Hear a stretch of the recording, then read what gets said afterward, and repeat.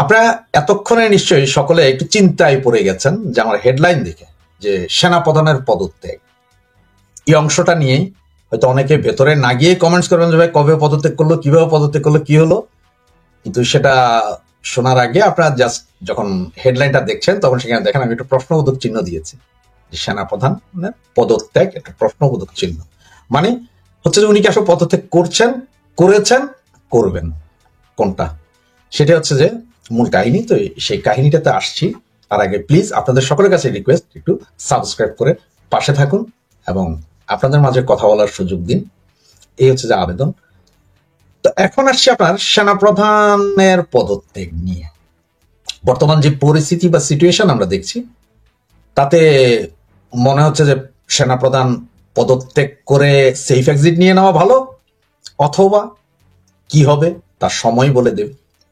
তো কেন বললাম সেই সেনাপ্রধানের পদত্যাগ, দেখেন আপনারা জানেন যে 8 তারিখে আইসিটিতে একটা মামলা হয়েছে যে সেনাবাহিনীর 24 জন কর্মকর্তার বিরুদ্ধে, যার মধ্যে আবার 16 জন সার্ভিং অফিসার এবং বাকিরা কে অবসরে আছেন এবং একজন এলপিআর আছেন, মানে ছুটিতে আছেন।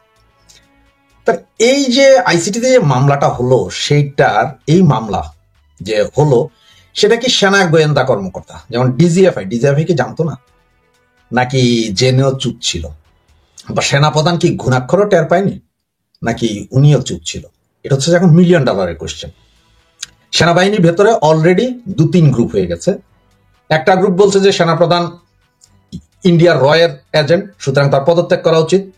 আরেক গ্রুপ বলছে যে না, উনি আমাদেরকে তো, আমরা তো সেনাপ্রধানের পক্ষে ছিলাম কিন্তু উনি আমাদেরকে সেভ করতে পারেননি, এই না সেই না, এগুলা নিয়ে বিশাল একটা গন্ডগোল।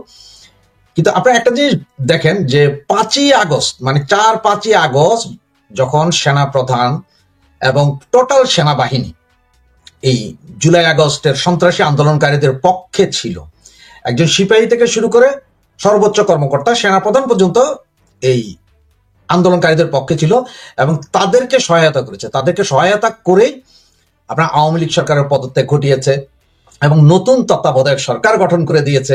এমন একটা ভাব ছিল যে উনি যা বলছে পুরা সরকার ব্যবস্থা সবাই তাই শুনছে, তার বাহিরে কোনো কথা নেই।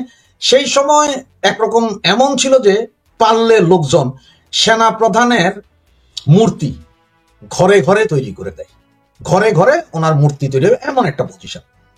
এটার ঠিক 15 দিন পর থেকে আস্তে আস্তে আস্তে আস্তে বিরোধ শুরু হয়। সেনাপ্রধানের কথাকে এরা পছন্দ করে না, ওদের কথাকে এরা পছন্দ করে না, এই অবস্থা চলতে থাকে। তো এই অবস্থা যখন চলছিল তখন কিন্তু সারা দেশের মধ্যে একটা অরাজক পরিস্থিতি আছে।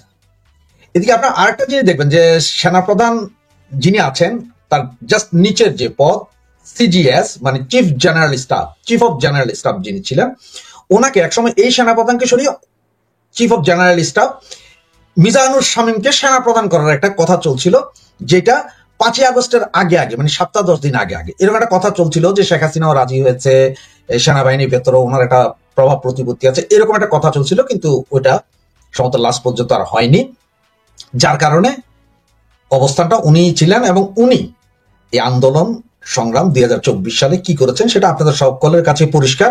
আমি এটা নিয়ে আবার কথা বলে কোনো লাভ নেই।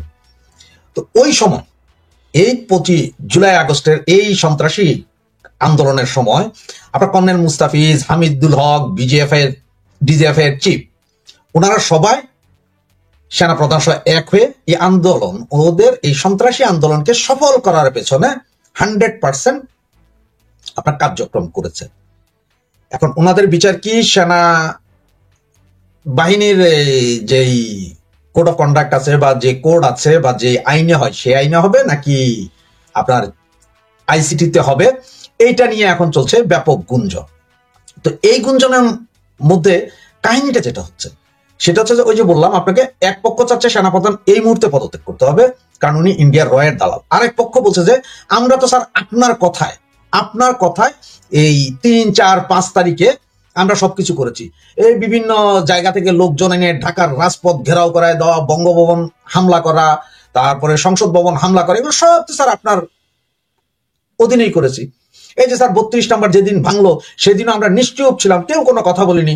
সেনা ক্যাম্পের ভিতরে বঙ্গবন্ধুর সে বিশাল বিশাল মূর্তি ভেঙে আমরা লুঙ্গি ড্যান্স দিয়েছি, সেই দিনে তো স্যার কোনো প্রবলেম হয়নি, আমরা তো আপনার পক্ষে ছিলাম। তাহলে আজকে কেন আমরা এই সব বিচারের মুখোমুখি হতে হয়? তবে এটা যে উপরালা সবকিছু জাজমেন্ট করে রাখেন। তিনি যেমন আমাদের বঙ্গনেত্রী জননেত্রী শেখ হাসিনাকে বাঁচিয়ে রেখেছেন, ঠিক তেমনি আজকে দেখেন যেই সেনাবাহিনী এই সন্ত্রাসী আন্দোলনের সাথে যুক্ত হয়ে দেশকে একটা অস্থিতিশীল পরিস্থিতি তৈরি করেছিল, আজকে তাদেরই বিপদ হয়ে গেছে। তারাই এখন চরম অনিশ্চয়তার মুখে যে কি হবে। এদিকে গতকাল তাজুল ইসলামের কথাই শুনলেন যে কাউকে গ্রেপ্তার করলে পুলিশ গ্রেপ্তার করবে, তাদেরকে আদালতের সামনে হাজির করে এরপরে জেলে নেওয়া হবে। তো জেলে এখন সরকার সেটা সংসদ ভবনকে জেল ঘোষণা করুক, তাই আপনার ইয়েতে জেল করে না, আর্মি ক্যাম্পের ভেতরে কোনো একটা ভবনকে জেল ঘোষণা করুক, সেটা হচ্ছে সরকারের এখতিয়ার। কিন্তু ম্যাজিস্ট্রেটের সামনে উঠাইতে হবে এবং ম্যাজিস্ট্রেটই বলবে যে ওদেরকে কি আপনার কাস্টডিতে আরো 2 দিন রাখবেন রিমান্ডে নাকি সরাসরি জেলে পাঠাবেন। সেটা তো হয় নাই। এখন 8 তারিখে নাকি যখন এই আইনটা পাশ হলো, এরপর আপনারা জানেন যেমন সম্ভবত গত পরশু দিন আইএসপিআর একটা সংবাদ সম্মেলন করে বলেছেন যে আমরা আপনার গ্রেপ্তারি পরোয়ানা পাই নেই, এরপরও আমরা এই অফিসারদেরকে আমরা গ্রেফতার করেছি, তারা আমাদের কাস্টডিতে আছে, সুতরাং বাকিটা এখন সামনের দিকে বলা যাবে।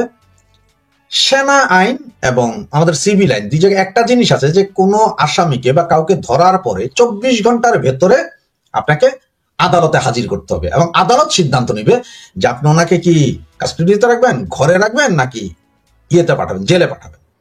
সেই কাজটা কিন্তু আজকে 4 দিনেও হয়নি, 4 দিন 5 দিনেও হয়নি এখনো। তার মানে কি, তাহলে কি আসলে কি তারা গ্রেপ্তার হয়েছেন নাকি তারা এখনো ঘুরেফেরা করছেন, বিভিন্ন রাস্তাঘাটে দেখছেন সবাইকে কে কি করছে, কোনোটাই জানি না। এটা হচ্ছে মূল।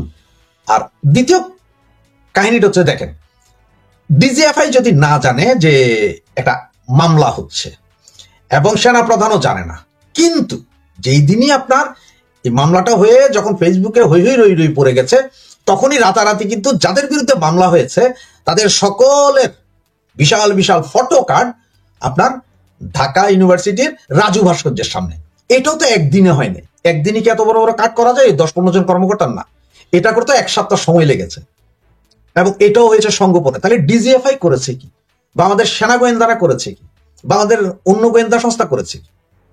একটা জিনিস দেখেন, ইরাকে যখন আপনার আমেরিকান সেনাবাহিনী ইরাক দখল করে, তখন ইরাকের টোটাল আর্মি তারপর আপনার যা আছে গোয়েন্দা সংস্থা সব ধ্বংস করে দেয়, করে দিয়ে ওরা নতুন করে রিবিল্ড করতে করতে ততদিনে ইরাকের চতুর্দিকে একদিকে ইরানের সশস্ত্র গোষ্ঠী, একদিকে সিরিয়ান সশস্ত্র গোষ্ঠী, একদিকে আইএস, একদিকে অমুক, সব দুইটা পুরো দেশ ধ্বংস। তো সেম ঘটনাও কি আবার বাংলাদেশে চলছে? যে প্রথমে পুলিশ ধ্বংস করা হলো, এরপরে ডিজিএফআই কে ধ্বংস করা হচ্ছে, এখন আবার সেনাবাহিনীকেও ধ্বংস করে দেওয়া হচ্ছে, অলরেডি ধ্বংসই। তো এই ধ্বংসাজ্ঞে লাভ হবে কার? একটু পেছনে ফিরে তাকাই, হয়তো করিডোর, অস্ত্র সরবরাহ, এগুলোর জন্য কি আমাদের ডিজিএফআই, সেনাবাহিনী, পুলিশ সবগুলোকে ধ্বংস করে দেওয়া হচ্ছে? এটা কিন্তু আপনার একটু চিন্তা করে দেখতে হবে যে আসলে কারা কি করছে। এইটা যদি দেখা যায় তাহলে তো অনেক কিছুই ক্লিয়ার হয়ে যাবে আসলে এই দেশটাতে চলছে কি। আর সেই কারণে আমি বলেছি যে সেনাপ্রধান কি পদত্যাগ করবেন, আর আমার যে অ্যাসেসমেন্ট তাতে সেনাপ্রধান যদি পদত্যাগ না করে তাহলে হয়তো মিডল একটা কু হয়ে সেনাপ্রধান জীবন হারাতে পারেন, হয়তো উনি মৃত্যু হতে পারে, ওনাকে হত্যাও করা হতে পারে। তবে সময় বলে দেবে আসলে কি হচ্ছে বা কি দেখা যাচ্ছে।